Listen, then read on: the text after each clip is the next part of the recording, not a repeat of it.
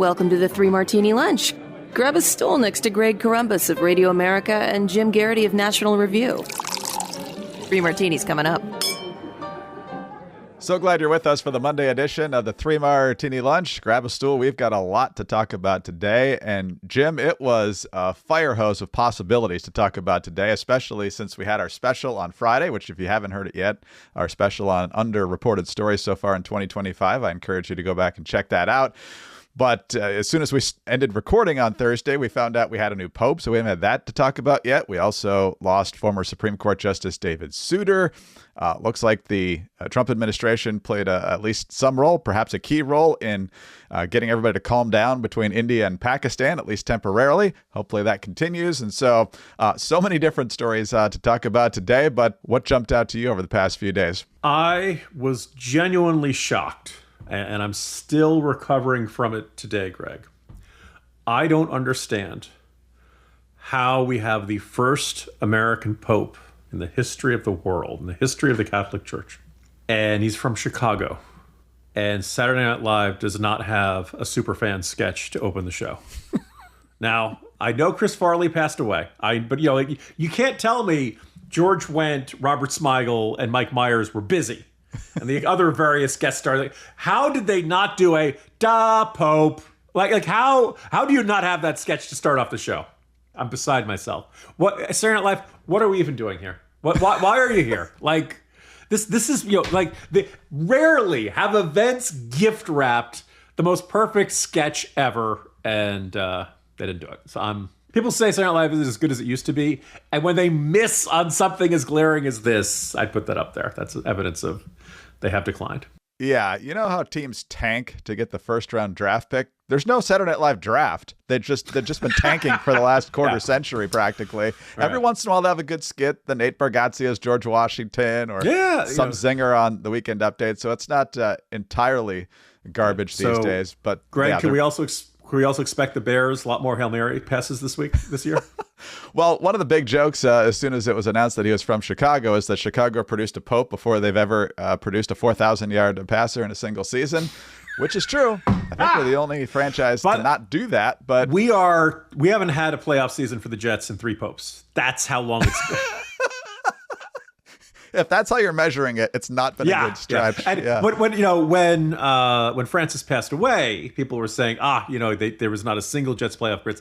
And I was kind of like, I had occasional disagreements with Francis, but you can't blame him for that. That's not his, not his department. Yeah. So I don't know a lot about this Pope. It's nice to have an American. I think we'll have fewer misunderstandings about what's being said. Mistranslations. Yes. Yes.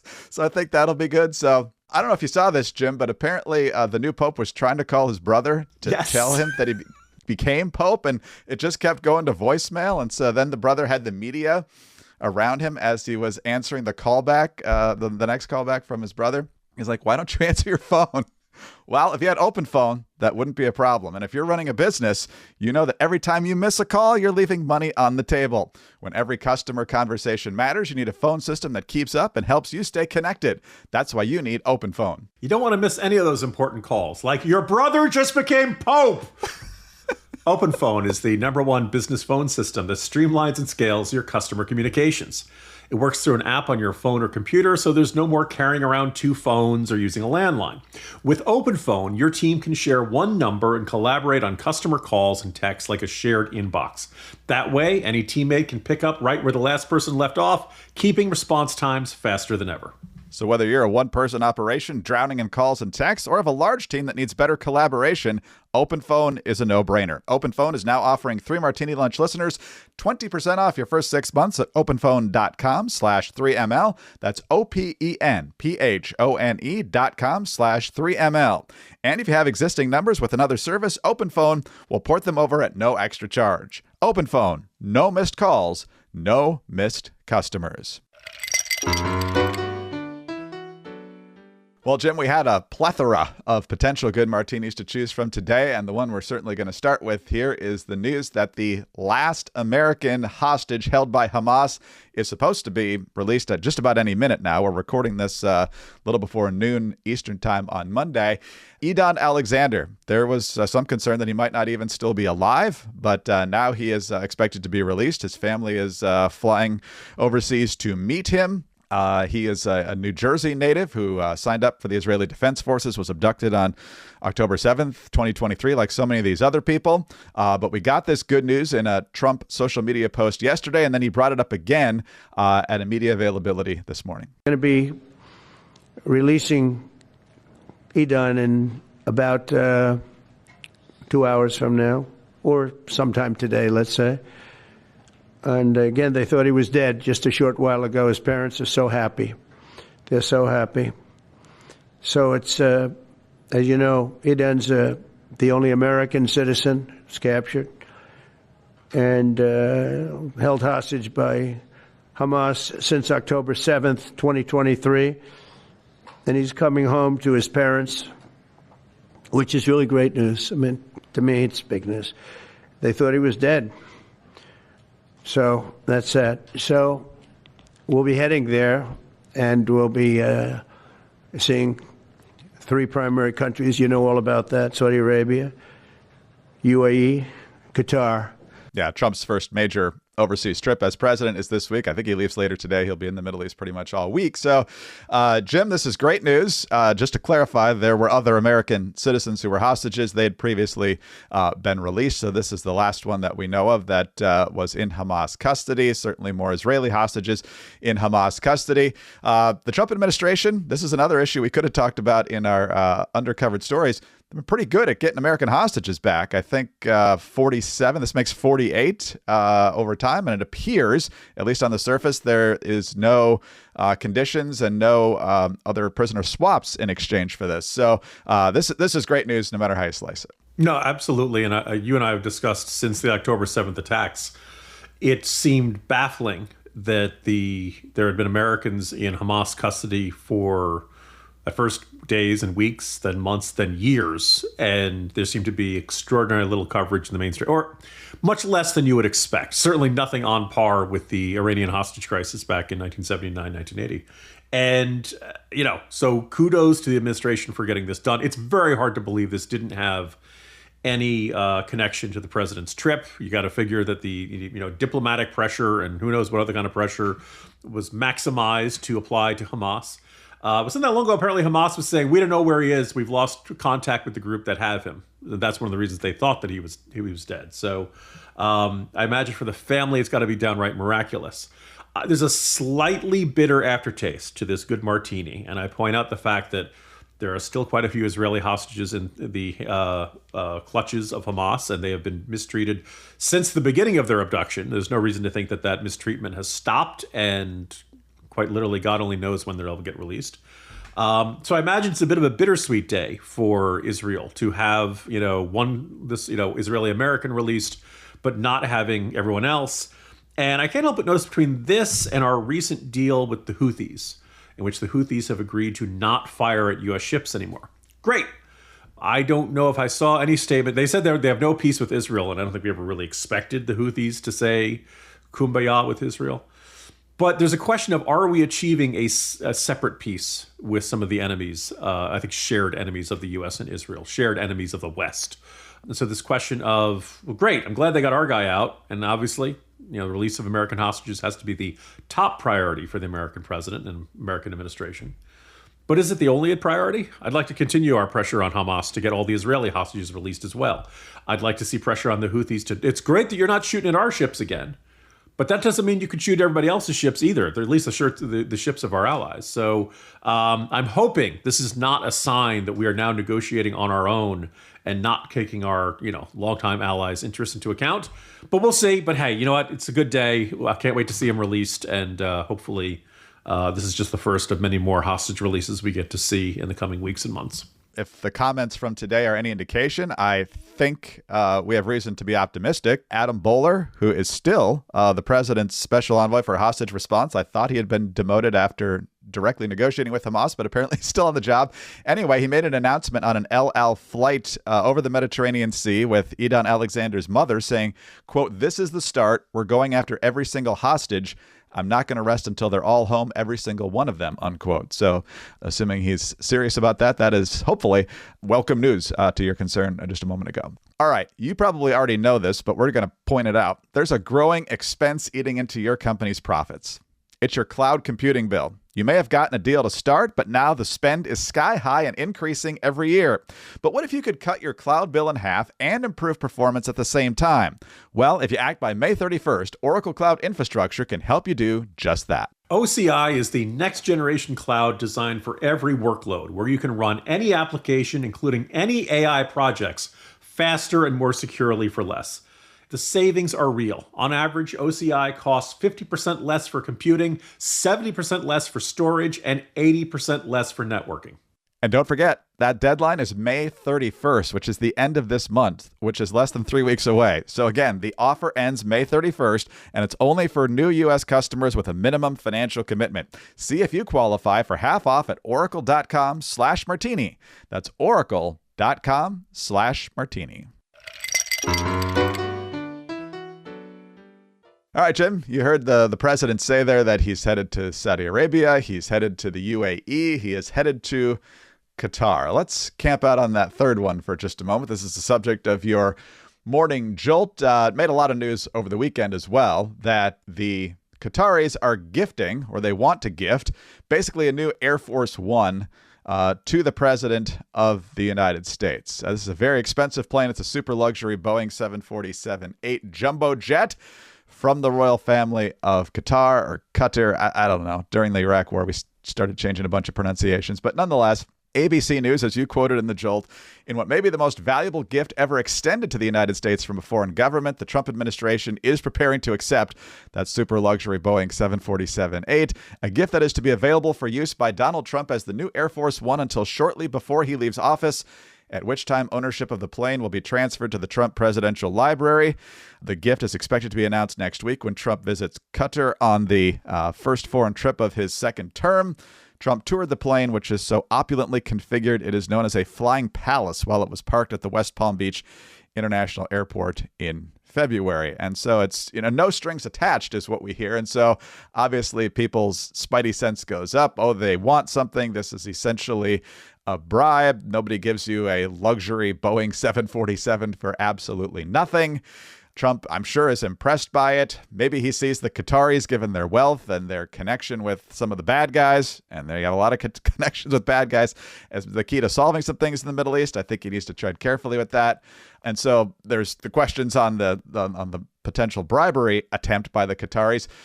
But Jim, a nation I don't particularly trust providing a vehicle that could be eavesdropping, could have other, ways of compromising United States national security, that might bother me more than even just the financial side of this. What do you think? Greg, if let's say a decade or so ago, maybe more than that, a plot line of 24 said, it turns out that Air Force One was actually built by a hostile state that sponsors Islamist terrorists. Yeah. And they put some sort of, terrible, listening device, like we'd be, come on. What idiot president would agree to have some foreign power build the plane that he flies around on as president? Well, now we know. The estimated value of the plane is $400 million, by the way. Now, I know that Boeing is taking a long time to get the latest, upgrade to Air Force One done. And look, my attitude is, if I'm getting a bowling plane, I just want the doors to stay on. That's what But I don't care if they're working at the pace of George R.R. Martin on the next Game of Thrones novel. You don't turn around and go to any other, even if this was like Britain, even if this was a country we liked, I'd still be a little shaky about this. But the idea that Qatar, the Qataris are doing, is a terrible, terrible idea. So you talk to certain right of center foreign policy experts, like, what do you think of the Qataris? They're like, they're terrible. They're huge financiers of Islamist terror all around the world. They're the most two-faced government we're going to run into this side of the Pakistanis. And you absolutely cannot trust them, and they turn around. And the weird thing is that they throw around so much money around Washington that there are a bunch of people like, no, they're cool. They're totally cool. They're great, and they have no problem with this. So here's the thing. There, obviously, the moment this came up, you're like, oh my God, this is going to be a giant ethics violation. And the good news, according to ABC News, is that Attorney General Pam Bondi has concluded it is legally permissible for the donation of the aircraft, conditioned on transferring its ownership to Trump's presidential library before the end of his term. So it's a new plane for the president, but only Trump gets to use it. No future presidents get to use it or anything like that. Hey, Greg, what did Pam Bondi do before she became the Attorney General? I've read the jolt. She used to be a lobbyist for Qatar. She was a lobbyist for Qatar, making $115,000 per month, not a year, per month. So you have somebody who used to work for the Qatari government, making a whole lot, saying she sees no ethical problem with the president she works for, who could fire her at any time, accepting a $400 million plane from the government of Qatar. By the way, while we're at it, any tariffs going to be paid on that plane if it comes over here? 10%, I guess. Right. You'd think, we didn't get an exception for Qatar. So. This is a case where congressional Republicans desperately need to step in and save the president from himself. This is a terrible idea.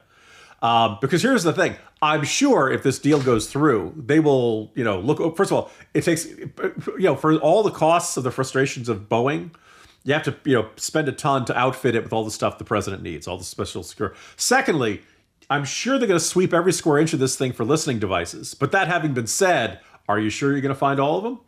Because you figure that thing's got to have more bugs than that hallway in Indiana Jones of the Temple of Doom. Whatever happened to America first? Like, shouldn't Air Force One be made in America? Is that really too much to ask? We're being told, your kids, you're going to have to deal with fewer dolls. We're going to have much higher tariffs. Things are going to be more expensive. But I can get a free $400 plane from the Qataris. Nothing to worry about, America. No, it's absolutely terrible. And everyone should be vein bulging, eye bulging. What the heck are you thinking about this? Do you know how far out there this is, Greg? You know who's criticizing the president on this? Oh. Laura Loomer. Do you know how weird it is to be on the same side of Laura Loomer of an issue? How about we just put it straight, how movies go straight to video? How about we just go straight and keep it in storage till the Trump Museum? How about we do that? Can we pull that off? Because, the Qataris, they're the ones that brokered the Bo Bergdahl trade. Remember that for the five Al-Qaeda folks? Well for us. Yeah. They're not good guys. But like you said, they've got a lot of friends in this town now because they have a ton of money. So on both sides of the aisle, don't be confused about that. All right. Well, Jim, I was talking to my mother yesterday on Mother's Day, and I mentioned our brand new plant from Fast Growing Trees, and she asked what kind it was, and I said it was a snake plant, and I showed it to her on the video chat we were doing, and she says, oh, I've got one of those in the basement. She says, yeah, in fact, that plant was actually first your grandmother's on your dad's side. In fact, she had this same plant when I first met her. That plant's been around a long time, so my thumbs are not green, but if there's any plant that I can keep alive, it's probably going to be this one. But Fast Growing Trees is the biggest online nursery in the United States with thousands of different plants and more than 2 million happy customers. So whether you're looking to add privacy, shade, or natural beauty to your yard or basement, apparently, according to the Columbus family, Fast Growing Trees has in-house experts who are ready to help you make the right selection with plant experts on call to offer growing and care advice. So you can talk to a plant expert about your soil type, landscape design, how to take care of your plants, and anything else you need. No green thumb required. Thank goodness for me. This spring, get up to 50% off select plants at fastgrowingtrees.com/martini. Plus, use the code Martini at checkout for an extra 15% off your first purchase. Visit fastgrowingtrees.com/martini and use the code Martini. Now's the perfect time to plant. Offer valid for a limited time. Terms apply. fastgrowingtrees.com/martini. All right, Jim, on to our final martini, our crazy martini. And for that, the left just can't get out of their own way on the Biden incompetence story. The blame shifting from Jake Tapper dismissing any such things to now being the co-author of what's probably going to be the lead book on the White House cover-up of Joe Biden's cognitive condition. It's like all these people didn't see a thing until the debate, or at least they wouldn't admit it until the debate. Chuck Todd, formerly of NBC, many years with NBC, was on a podcast. I regret to say I don't know which podcast this is, but he has decided that the media is not to blame here, Jim. The media did not cover this up at all. The real culprits here, Jim, and he uses that word, are the sources that he and others in the media just blindly accepted their Biden narrative. The real culprits are the people who are supposed to be our sources on all these things, who were constantly reassuring us behind the scenes. No, it's better than you think. But I remember Jeffrey Katzenberg just, oh no, he's going to be great at the debates. He's already debated this guy a couple of times. He knows what he's doing. He's out there telling, and this is in off the record settings. And you're like, really? Okay. I mean, so to me, the cover up is the people closest to him in the Democratic Party. Yes, you could say there were members who were essentially Democrats first, who happened to be employed by media companies. But I just sort of, this is the slippery slope of what's happened to the press corps, right? There's so many pundits who become members of the media and stay there that you can't expect the consumers to be able to disaggregate the two. Jim, most of us were born with 5 senses, and 2 of those are sight and hearing. So just because Jeffrey Katzenberg says something and Chuck Todd goes, huh? Okay. Even though we can see Joe Biden on a semi-regular basis when they actually trotted him out in public, clearly not up to the job. Apparently, there was not enough curiosity on the part of Chuck and some other folks to ask, really? Because what I'm seeing is very different. In light of your use your senses advice, Greg, I had not known. Very few people had the chance to smell President Biden, although he liked to smell others. It was more of a other. True, that was his. Sort of that was his power sense. Yeah. I don't think any of us wanted to taste President Biden, and other than a handshake, most people did not get to touch or feel Mr. President Biden.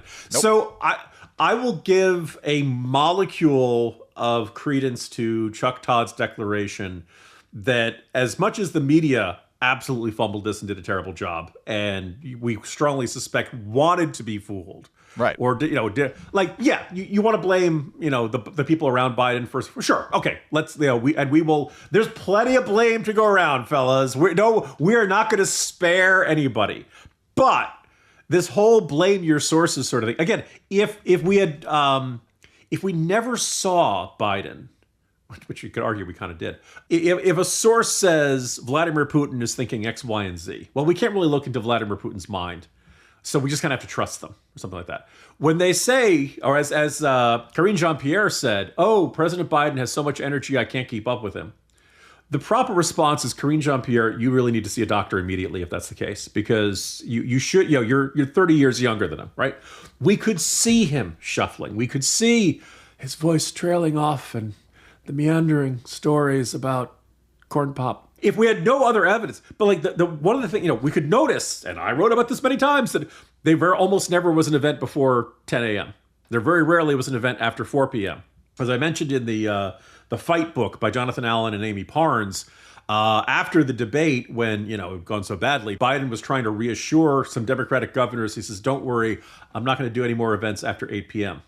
So as long as foreign policy crises only occur during normal business hours, the country will be great. If you can't handle a late night every now and then, like the Cuban Missile Crisis, Kennedy didn't sleep for a week, or minimal sleep, sometimes as president, you're going to be put into situations where your mental stamina and your endurance and your ability to make tough life and death decisions is going to, really stick with you. Like, and an 82-year-old man was just not in any condition to do that. And we could see that. All of us could see that. And somehow, some way. So, yeah, like, when you are in an off-the-record session and they say, I like how Chuck Todd's okay, maybe you push back on that a little and say, yes. If Biden's so great, why do we see him once a day for half an hour reading off a teleprompter?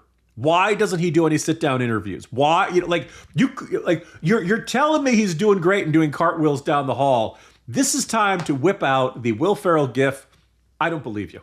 This is where you could accuse, if you think your source is spinning you and giving you a line of BS, you can say, I don't believe you. why don't you show me some proof that he's doing as energetic as he was? Because there's a weird thing. If he could do all these things, I think he'd be doing it. I don't think this is all playing possum for the first 4 years of his presidency. And in the second term, he's going to suddenly be Mr. Energy. Exactly right. And what do you think people close to Biden are going to say, even if it's quote unquote off the record, if it's Karine Jean-Pierre or Kamala Harris or anybody in his inner circle? Yeah, really? This guy's completely lost it. He shouldn't be president. But that's totally off the record. You can't say anything to anyone about that. And so, I mean, the bottom line is the Democrats did better in the 2022 midterms than they expected. And so Biden took that as a validation of his agenda, which it was most certainly not. And then once Trump was emerging as the clear Republican nominee, the Democratic donors, the Democratic elite, the Democratic aligned media, they're all just like, all right, I guess we're doing this. Yeah, I guess it's a good point, because like we talk about this, and occasionally I'll hear other commentators who are largely, let's say, they tried to fool the American. They really didn't, though. Like, no. 80-some to 90% of Americans, like, he's too old to do another term. Like, none of it worked, and yet they still kept going through with it. That's that's the silver lining to this, shameful and ultimately shameless effort to weekend at Bernie's us into a second term. Exactly. It was the worst psyop ever because the American people didn't fall for it. And then when they couldn't pretend anymore, they're just like, what? Yeah. This is unbelievable. Oh, it's gotta end now. So, yeah. And Jeffrey Katzenberg, who's like one of the biggest bundlers in the Democratic Party, is saying, oh, no, everything's fine. Yeah, just take his word for it, Chuck. Well done. Quite a start to the week, Jim. See you tomorrow. See you tomorrow, Greg. Jim Garrity, National Review. I'm Greg Corombos of Radio America. Thanks so much for being with us today. Please be sure to subscribe to the 3 Martini Lunch if you don't already. Tell your friends about us as well. Thanks also for your 5-star ratings and your kind reviews. Please keep those coming. Get us on your home devices. All you have to say is play 3 Martini Lunch podcast. Follow us both on X. He's at Jim Garrity. I'm at Greg Corombos. Have a terrific Monday. See you again on Tuesday for the next 3 Martini Lunch.